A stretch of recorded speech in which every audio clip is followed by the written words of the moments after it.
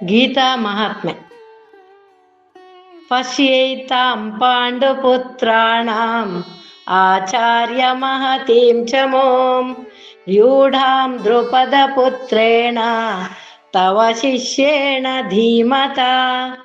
ಭಗವದ್ಗೀತೆಯ 1ನೆಯ ಅಧ್ಯಾಯದ 3ನೇ ಶ್ಲೋಕದಲ್ಲಿ ದುರ್ಯೋಧನನು ದ್ರೋಣಾಚಾರ್ಯರ ಬಳಿ ಹೋಗಿ ಪಾಂಡವರ ಹಾಗೂ ಪಾಂಡವ ಸೈನ್ಯದ ಸೇನಾಪತಿಯಾದ ದೃಷ್ಟದ್ಯುಮ್ನನ ಕೌಶಲ್ಯದ ಬಗ್ಗೆ ಹೀಗೆ ಹೇಳಿದ. ಗುರು ದ್ರೋಣರು ಪಾಂಡವರ ಮತ್ತು ಕೌರವರ ಗುರುವಾಗಿ ಸಕಲ ಅಸ್ತ್ರ ಶಸ್ತ್ರಗಳ ವಿದ್ಯೆಗಳನ್ನು ಕಲಿಸಿದ ಮಹನೀಯರು. ಆದರೆ ಕೌರವರ ಅನ್ನದ ಋಣ ತೀರಿಸಲೆಂದು ದ್ರೋಣರು ಕೌರವರ ಪಾಳೆಯದಲ್ಲೇ ಹೆಚ್ಚು ಗುರುತಿಸಿಕೊಂಡಿದ್ದರು. ತನ್ನ ಪ್ರಿಯ ಶಿಷ್ಯ ಅರ್ಜುನನಲ್ಲಿ ಅವರಿಗೆ ತುಂಬ ಒಲವಿತ್ತು.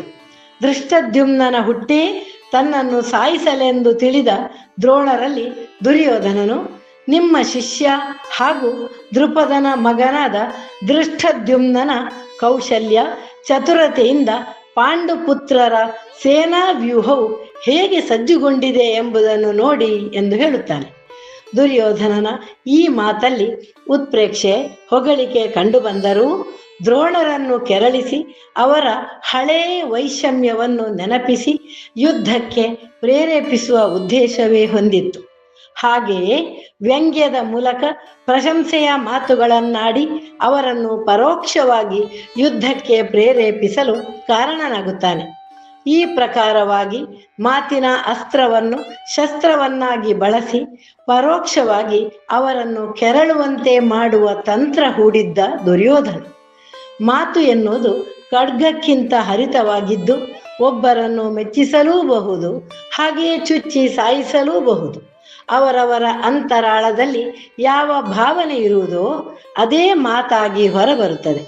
ದುರ್ಯೋಧನನ ಈ ರೀತಿಯ ವ್ಯಂಗ್ಯ ಕಟು ಮಾತುಗಳು ಸಮಾಜವನ್ನೇ ಕೆಡಿಸುತ್ತದೆ. ಇಂತಹ ನುಡಿಗಳು ನಮ್ಮಲ್ಲಿ ಬಾರದಂತೆ ನಾವೆಲ್ಲರೂ ಸತ್ಸಂಗ, ಗೀತಾ ಪಠಣ, ಭಜನೆಗಳಲ್ಲಿ ಭಾಗಿಯಾಗಿ ಆಶಾವಾದದಿಂದ ಇರೋಣ.